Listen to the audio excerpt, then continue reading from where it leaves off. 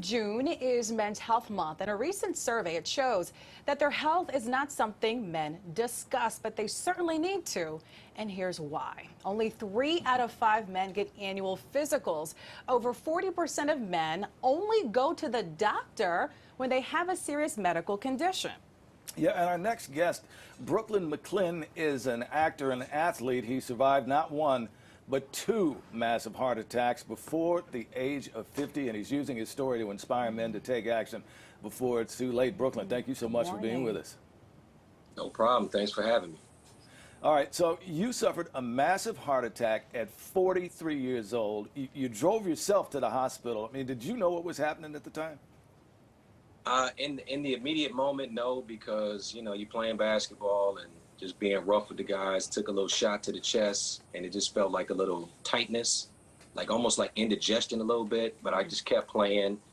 And after a while, I went to Whole Foods just to kind of get some juice and just kind of take it easy. And then my left arm started going numb, and I was like, oh, that's got to be a problem. So I drove myself to the hospital, and by the time I got to the hospital, the pain level was probably at like 10. Oh. So I just kind of threw my ID at the receptionist, like, I need help. And she was like, I need you to fill out these forms. And I was like, that's not happening. I just kind of collapsed on the floor, and they picked me up and, you know, gave me some nitrates and put the EKG stuff on me. And the doctor basically was like, you're having a massive heart attack right now. Wow. It's an incredible story, Brooklyn, obviously, because we're looking at, you know, the images there. You were living your best life in your prime again. 43 years old, active lifestyle. You were acting, playing ball. Leading up to that incident, were there any warning signs?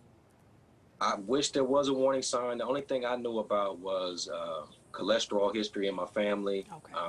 My dad died of a heart attack. His mom died of a heart attack. So my understanding from the doctors was, as long as I stayed in shape, ate right, you know, looked out for any other signs, you know, like, you know, huffing and puffing, shortness of breath, those kind of things, then I would know, you know, what to look for, but absolutely nothing.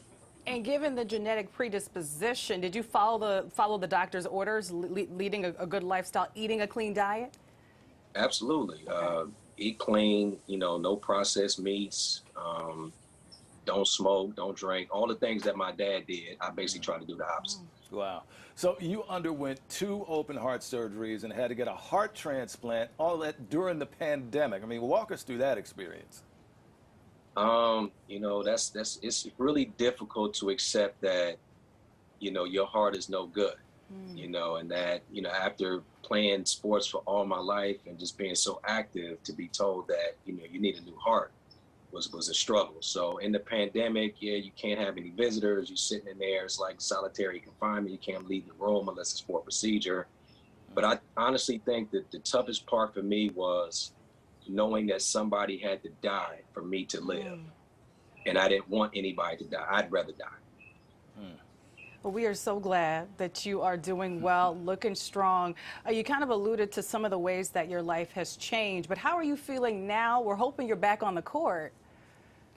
I feel great. You know, my mind is telling me to do things that my body's like, bro, we can't do no more. So I can play, but nowhere near to the levels that I could play before. You know what I mean? So I'm okay with that. I got my little golf that I like to play.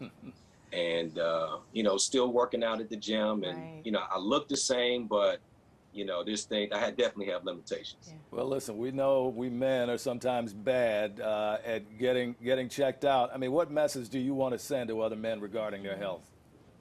Man, just, you know, try to learn from other people's experience. Like, don't wait till something happens to you before you go, oh, I didn't know that could happen to me. It's like, go get your physicals, get checked out. It's way too important, you know. And even if you don't think you need it for yourself, do it for your family. You know, like, we're living for other people. We got to stop thinking so individual, and how society just has us like, men don't feel and we don't express. Like, no, we feel and express, and we have pain and doubt and uncertainty. So it's like, go get checked out. It's better to know than not know. Yeah. Absolutely. And one day at a time, Brooklyn. You'll get it go. back. All right, Yes. Brooklyn McLinn, thank you so much for joining us this morning and sharing your story. And, you know, on a personal note, I'm going to tell you, That's how my prostate cancer was found. Routine physical, early detection is always key. Get those checkups. Just go. Guys. Don't wait until there's a problem. Exactly. All right, straight